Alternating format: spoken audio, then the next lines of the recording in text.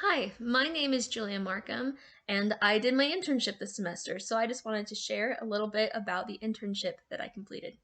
So, I did my internship at a nonprofit agency called Family Haven, and they're all about support, hope, and healing. A little bit more about Family Haven. They're located in Orem, Utah, and this is on their website. It says Family Haven is a private nonprofit organization established in July 1984 with the primary purpose of preventing and treating child abuse. There's several before I go into their services, just wanted to go over how I got into contact with them. Looks like my words were a little bit cut off there.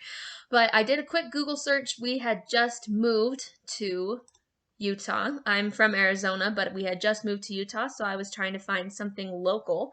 I actually had been offered an internship for an online one, but had wanted to push myself a little more and be able to find something in person. So I did a Google search, things near me in Provo, Utah. Excuse me. So things in Provo, Utah. And I'd found this nonprofit called Family Haven. I emailed the executive director, Janelle Christensen. I got in touch with her, and she got me in touch with Rochelle Hardman, the community services director. And Rochelle became my supervisor over the whole time that I was with Family Haven. So their services that I was a part of a lot was the crisis respite nursery, prevention education, parenting classes, therapy, and adoption respite. And I'm going to go over the things that I did in those things and how they kind of works at Family Haven. So first off, they have therapy at their agency, and they can talk clients through abuse and neglect, adoptive parenting, anxiety, attachment, child development, depression, trauma, foster parenting, grief and loss, parent-child relationships, post-traumatic stress disorder, and relationship concerns. My responsibility as an intern with therapy was checking people in. I covered a front desk shift once every week and checking in therapy appointments, scheduling therapy appointments, often taking phone calls saying that like they needed emergency therapy. I often talked to people that I had to kind of talk through and calm down and say, okay, we're here for you. Let's help, and let me get you in with one of our therapists. So that was really a cool experience. And then on the business side of things, I also had to take co-pays and deal with some billing things with the therapy. And then the parenting classes, this is where I was most involved. So just wanted to take a closer look at that. So it was over 8 weeks. We taught these parenting classes in group. So at one point we had about five parents, and those numbers kind of went up and down as the 8 weeks went. But we taught of things like self-awareness, child development, age-appropriate expectations, developing family morals, values, rules and routines, needs, feelings, and problem solving, nurturing practices, and a lot more. This is where more of my background is as a marriage and family major. So I feel like I was really able to contribute to this a lot. The parent advocate that I worked with, Diane, she had more of a social work background, which was wonderful, but I just had a lot that I could offer in the parenting classes because I've taught parenting classes for previous courses with parenting education and other things. So I feel like this is where I really got to shine as an intern from marriage and family studies. The next thing is prevention education. So I didn't do a whole lot with this, but I know that there are opportunities for interns to be involved in prevention education. So what this looks like is we had 2 education specialists that go to elementary, middle, and high schools, and they give different presentations about certain social issues and topics. So they would go and present them and then have a pre and post test just to see what they learned. And that also was an opportunity for these young students to come forward and either report for somebody else or to report themselves as having some of these issues. So before I get too far along there, I just wanted to show a little bit about what this is. So there's a stress and anxiety course, one about depression and suicide prevention, trauma and resilience, technology in the brain, dating violence, dynamics of abuse, positive child guidance, which is a lot, again, with my background, that's a lot more about like parenting styles and attachment, and different things like that, talking about how children should be raised, addiction. And then also to the left there, we have body safety, which is teaching young kids about particularly sexual body safety and just how to differentiate different kinds of touches and how to get help if you're being touched in a non-safe way. So I was told at the beginning of my internship that if I felt comfortable at some point, that I would be able to co-teach and help teach these classes.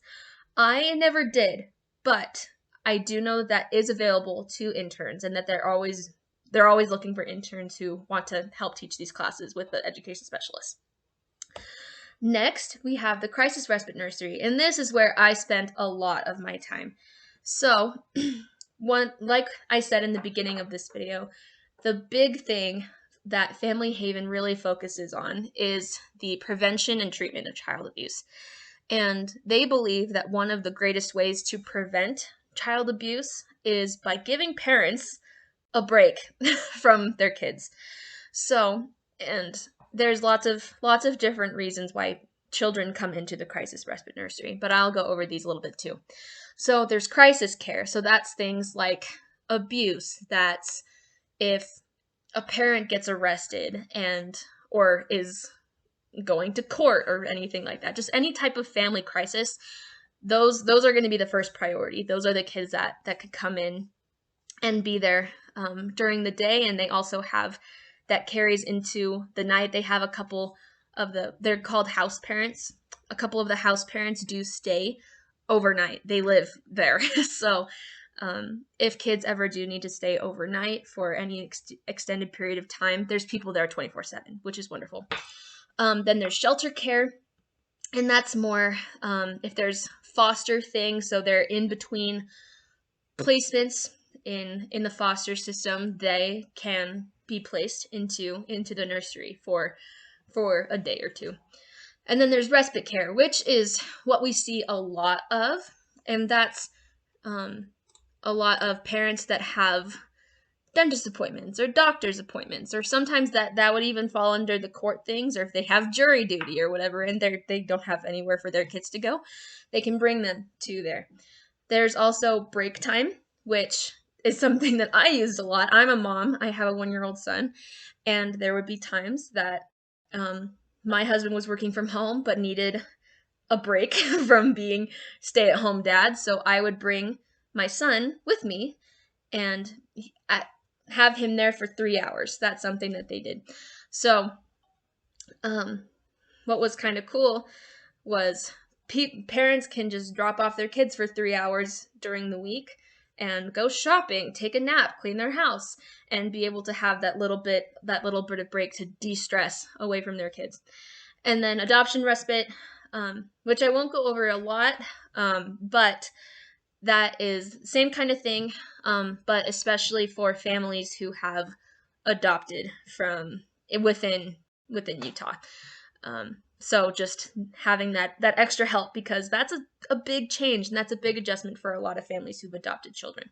So as an intern, I spent a lot of time in the nursery, and what we believe is that children just need to play. Children feel the best when they can play and when they're loved and when they're paid attention to. So we would just let them lead the play, and it was very unstructured, but I was able to see those children who, and a lot of them have dealt with severe trauma and abuse, but being able to see them, letting them be kids and letting them play. And having that be a safe place for them to go and to be themselves, and also a place that parents know that their kids will be safe and will be attended to and fed and everything. So again, that's where I spent a lot of my time as an intern, and that's also a place where I am going to continue to volunteer. They're always looking for volunteers. So, want to talk a little bit about what I learned. So, as I said, I saw and met a lot of people from all different types of backgrounds that have dealt with different abuses and traumas. And I feel that one of the greatest things that I learned was deeper compassion for other people that are coming from diverse situations and backgrounds, and being able to help those people and see them without judgment and seeing them as whole and being able to serve them. The second thing is teaching. I was again able to help teach that parenting class, and I feel that my skills as a family life educator have improved, and that I was able to be a part of that and be able to learn from the parents and their experiences and their knowledge and wisdom, which is really cool. Nurturing children, that's a big one, both in the parenting class, but especially while serving in the nursery. I got to really care for children. And in previous experiences with childcare, it's been very rigid and structured and discipline and duty and everything. But this was just about nurture, just nurturing and loving those kids and letting them be themselves. So I feel like I really got to learn how to do that using love and logic and just play therapy and different things like that. So that is something that you would learn as you are in the nursery and doing this kind of internship. Another thing that I learned personally was that as I am finishing my degree in marriage and family studies, I'm kind of looking at the next phase of my life and deciding if I want to do, MFT, go into therapy, or do other things. And I've learned that most of the people that I served with, that, my colleagues and staff at Family Haven, were social work graduates. So I am definitely leaning more towards going into social work because of my experiences there. That's not a for sure thing yet, but it's opened my eyes to what social workers can do and how many things that those programs offer in the career field, as well as just service opportunities, wonderful service opportunities. And then the other last thing is community relationships. This semester, I was taking my family and community relationships course, Family 430, I think is what it is. And I was able to make connections throughout the entire semester, just being able to recognize diversity and appreciate diversity, as well as the inner workings of nonprofit organizations and how that works in grant writing and different things like that. So I was able to make a lot of connections between how families can work together and how communities can work together to strengthen each other, which was a wonderful thing. So to end, I just want to say that would I recommend this internship? Absolutely. I'm going to make this bigger so you can see it, but if you want any more information about this internship, just go ahead and email info@familyhaven.org. There's that phone number, and there is the address in Orem, Utah. I'm extremely grateful for the opportunity I had to be part of this. I'm still kind of on their call list for volunteers, and when a job opening opens up, I'm also on their call list. So it was a really, really great experience, and I hope that if you reach out to them, that you'll also have an amazing experience. Thank you for listening, and I hope you have luck in pinning down an internship.